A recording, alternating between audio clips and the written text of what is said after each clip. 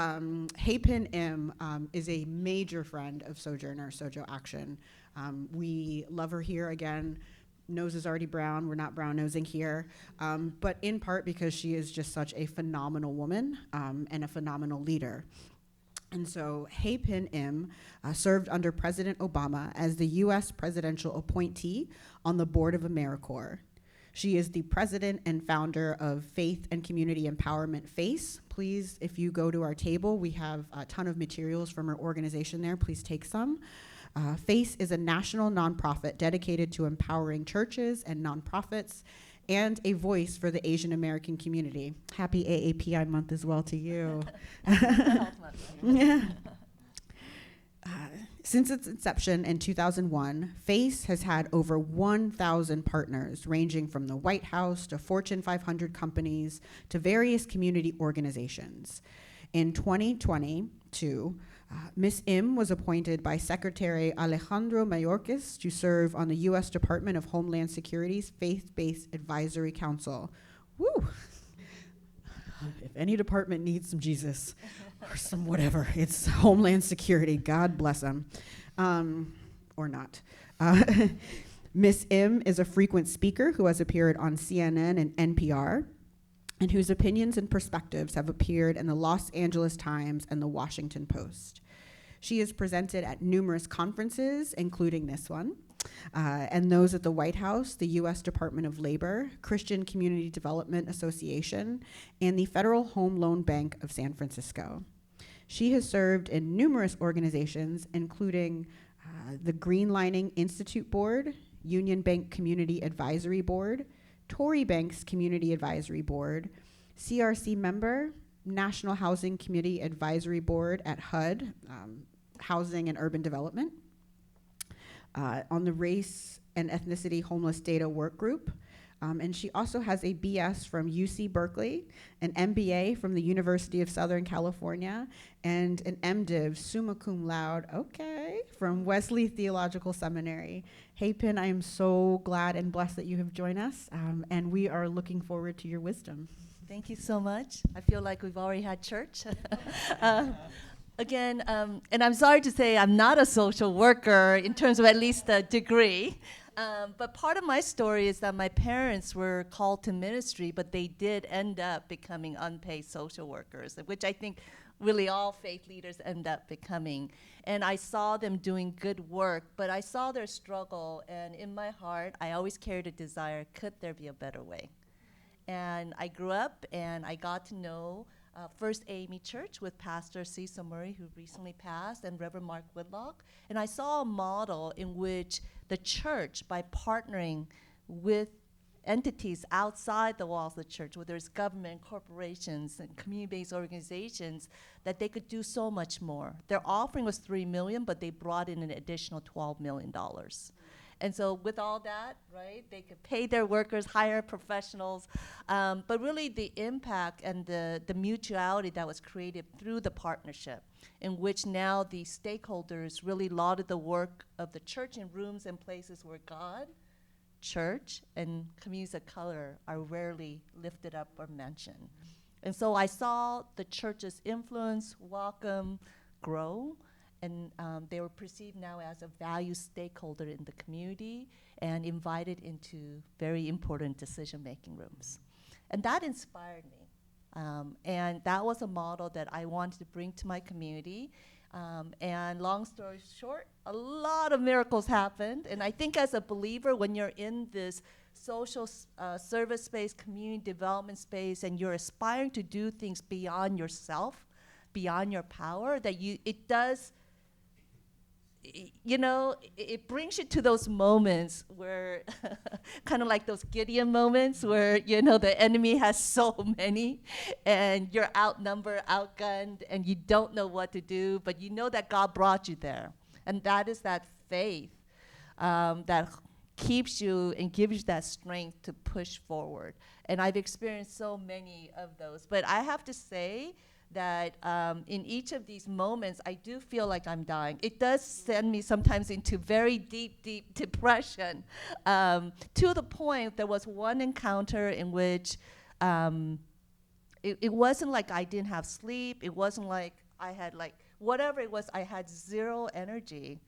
And it just dawned on me, like, wow, this must be what depression's like, because really it was so weird, so weird. I know when you're exhausted and tired, but to have zero energy. And part of God's miracle, I was organizing a conference, and just, it was with the White House, big important people were coming. I had to do the fundraising, the organizing, and the numbers that were coming was so low, right? I'm thinking this is gonna be a massive embarrassment. But long story short, God sent some amazing miracles in between that led to this amazing success. And I saw my energy go from zero to instant. I mean, truly, that's power of God showing up when you're despairing is something that I have experienced maybe one too many times. But it's what keeps my faith. When things look bad, I actually look for God. I really do, because he has delivered so many times. I do want to share part of my inspiration, as I said, has come from my parents, but particularly my mom. She's such a strong woman. She's passed, but she literally not only was my model, because more than my dad, it was my mom who did a lot of the social work. But she was such a strong woman, and she brought multiple language books one time. I said, "What are you doing, Mom?" And she didn't have money and to buy so many language books, and she said, "I don't know when God will call me to do mission work in these countries. I just want to be prepared, right?" But again, such a strong person, but she actually tried to commit suicide 3 times in her life. And there was domestic violence in my family as well, my dad being a minister. And so those kinds of pain points are something that has captured my attention and my experience. But again, God delivered in so many ways. And in another time, I'd love to tell, it's almost like funny. I mean, in a powerful, good way of how God delivered. But long story short, as mentioned, we've had over 1,000 partners from White House to Fortune 500. And part of my connection with mental health was because I read in like a very short period of 1 month, 2-month period, 3 Korean men committed murder-suicide. And I reached out to the U.S. Department of Health and Human Service Secretary. And instead of saying, here's resources, he said, "Oh, good job, Hyepin, you go on." And the thing is that for the AAPI community, the model minority really hurts us. They think that we are doing well. First of all, there's 50 groups, 100 languages. We don't share culture barriers, languages, whatever, And so to throw all of us and the kitchen sink under this one roof is really injustice. It's disservice. And when you disaggregate, you'll see that each community, and actually many communities, as an example, on home ownership rate, Korean and Black home ownership rate is the same. At 42%. What? I'm sure. But it's true. I'm just giving that as one example. And overall, again, because of the lack of investments in our community, I would say Asians, we have the lowest use of mental health services. But you know what?